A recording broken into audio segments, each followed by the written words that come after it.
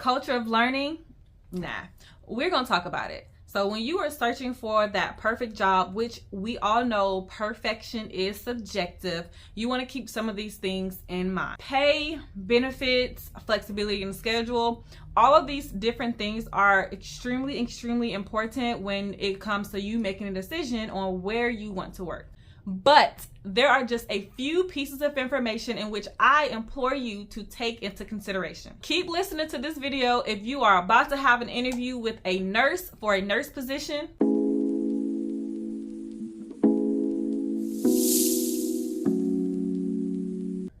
First thing we're going to hit on is value evidence-based practices. Now, this facility or this company that you're wanting to work for, do they value evidence-based practices, or are they just behaving in such a way that isn't backed by research and evidence in that particular field, which we're going to of course talk about nursing. What else? How often are these practices being implemented on the unit, or are they being implemented at all? There has to be information, research, data to back up why we're even utilizing this particular equipment here in our facility now. It takes time for these new practices to be implemented. You have to think of a system, of a hospital. It's not just 20 or 30 employees who would need this information. Most likely it's going to be hundreds of employees, because you not only have the doctors, you have the nurses, you have the charge nurses or supervisors, you have the techs, and maybe some nursing students.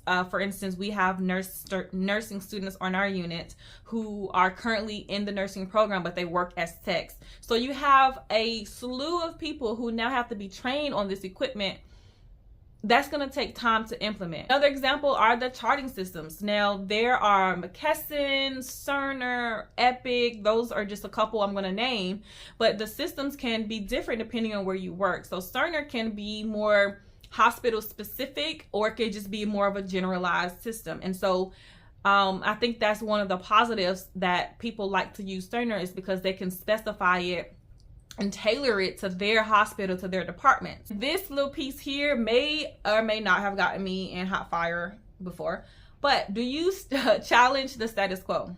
Now, is that something that is sought after? Are you going to a facility where you see something that may or may not be working as efficiently or as effective as it should be? Can you challenge that practice? Can you then do a little bit of research on your own? Maybe you've joined a couple different organizations and you've read or you've seen how they have handled this particular scenario where they are, and you're like, hey, I realize where I am, this particular process could be a lot smoother.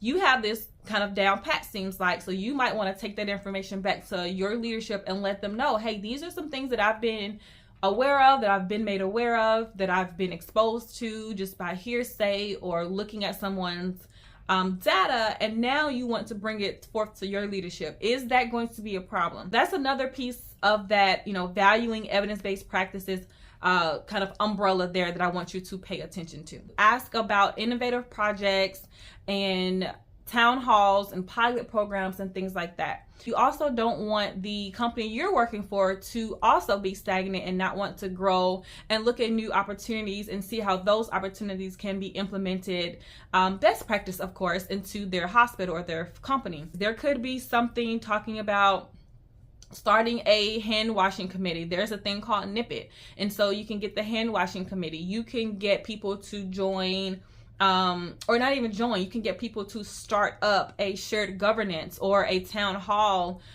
meeting, and then use those new initiatives and projects to kind of further the agenda of the hospital. So if the hospital has strict goals and visions and things like that, you can utilize the projects, these meetings, these town halls and committees and all these things to then further the hospital's agenda. Maybe you can word it in such a way to see if that can be something that you can implement on your unit. And not only are you doing it for your unit, you're doing it for yourself. What you're doing is you are providing yourself with professional development and growth, and no one's going to give that to you. You have to go out and seek it out on your own. Then, as a follow-up, you can ask your interviewer, how often are the issues that staff are bringing forefront, how often are these being addressed? You want to look to see if the team that you are wanting to work for, if they are a group of people who are part of change, who are innovators, who want to be change agents and create something and bring forth positivity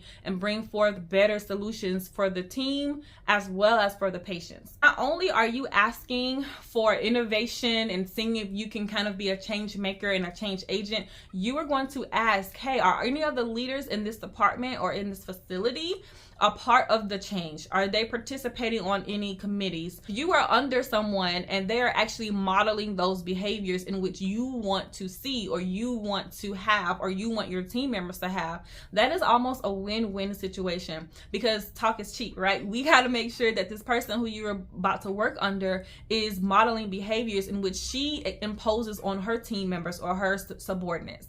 You gotta put your money where your mouth is when it comes to something like this. You can't expect as a leader for your staff to do something and you're not doing it. That's not how that goes. Ask the interviewer, hey, do you guys value certification? Do you guys value professional development and growth?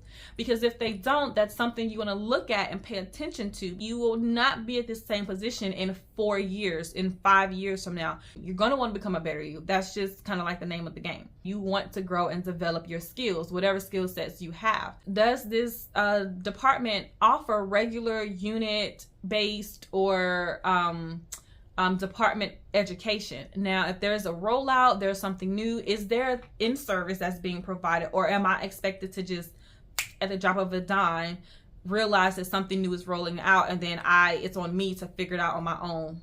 Do I have support? Is there someone that's there that's going to be there to support my learning needs? You got to ask these questions. There needs to be someone who can periodically assess what's going on for the staff, and then create some type of plan that will kind of bridge that gap between what is missing, or what the status quo is, basically, to where they want to be. And if there is a new system that's coming out, well, you don't know about this system, so that's the gap, that's the learning curve. You got to figure out a way, leadership wise, has to figure out a way to get that information from a piece of paper, from a module, to in my hand, so that I can figure it out, in my face, so that I can figure it out and work as a valuable member of the team. I think my last piece of advice I'm going to give is, what is the culture like on this department? Now, there's a lot of research that talks about the staff's satisfaction in correlation with patient satisfaction and patient goals and things like that. HCAHPS scores are a thing, y'all. If you don't know what HCAHPS scores are, I will not bore you on that topic, but there's a study that talks about, or a couple of studies that talks about, if staff satisfaction is high, then patient satisfaction will also be high. But y'all, if staff satisfaction is low, then you will see those low patient satisfaction scores reflected in the HCAHPS scores. So that's something to think about. Ask about the unit, the culture of learning. Ask about how can you get the best out of being on this unit. Are there a lot of seasoned nurses? Are there a lot of new grad nurses? Are there nurses who have, majority less than 2 years of experience on the floor, and they're the most seasoned nurses there? You want to know about these things. Do they have little events and raffles or whatever, maybe little get together, little baby shower? Just want to ask these things, because the culture on the unit can make or break someone. If someone is on a unit and everyone is on the unit is nasty, they're mean, they don't want to help out, they're always nagging you or saying we're not going to help you out and things like that, it's going to kind of not break your spirit or anything, but it's going to probably make you want to go somewhere else, transfer somewhere else, or completely go to a different hospital, a clinic or urgent care, a school, something like that. Whatever the case may be, the culture of the unit is like one of those things that can make or break it. And that includes management as well. Managers, of course, should not just be sitting in their offices with their door closed, clacking away at the computer board, and never come out of the office to see how their staff and techs are doing. That's just a surefire way to lose team members, basically. And if you haven't seen my video on let me go find it, hold on. If you haven't seen my video on oh my gosh, retaining the right team members, it dropped a couple weeks back, but no worries, your girl got you. I'm gonna drop it in the cards right here. Yes, go ahead and check that out. Retaining the right team members. This is strictly, it's really for our leadership, our management team, the people who are doing the hiring and firing. But hey, if you are an employee and you're looking, or want to be an employee and you're looking for a position, this is something you want to maybe take a peek at as well. It's very beneficial for you all. I promise. I will not tell y'all a lie. Okay. Now here's a little bonus for you, I'm just gonna act like my hair is long. I mean, whatever. Y'all see the flip. Y'all see the flick of the wrist. Okay. So my little bonus one is going to be, does your organization have a fixed or a growth mindset? Y'all didn't hear me. Does this organization in which you are applying to have a fixed or a growth mindset? Now listen close. I want you to lean in for this one, because I'm gonna read off my notebook for this one. So the mindset, right, is a self-perception or self-theory that people hold about themselves. So the growth part of that is people believe their skills and abilities can be developed through dedication and hard work. Conversely, the fixed is people believe that they can no longer grow professionally, right? And are less willing to adopt new challenges or open themselves to new experiences because it could be threatening. They give up easily, avoid failure, avoid challenges, and they have this belief that, woe is me type of vibe. Versus the growth, they believe in continuous learning. They're seeking out opportunities. They're not wanting to be kind of complacent in their development and growth. They want to grow. They want to become the better them. So you want to ask that as well. That might take the interviewer back a bit. Let them, baby. Let them go ahead and stumble. Let them stumble. Hit them with the 1-2. Hit them with the 1-2 punch. Pow, pow. Anyway.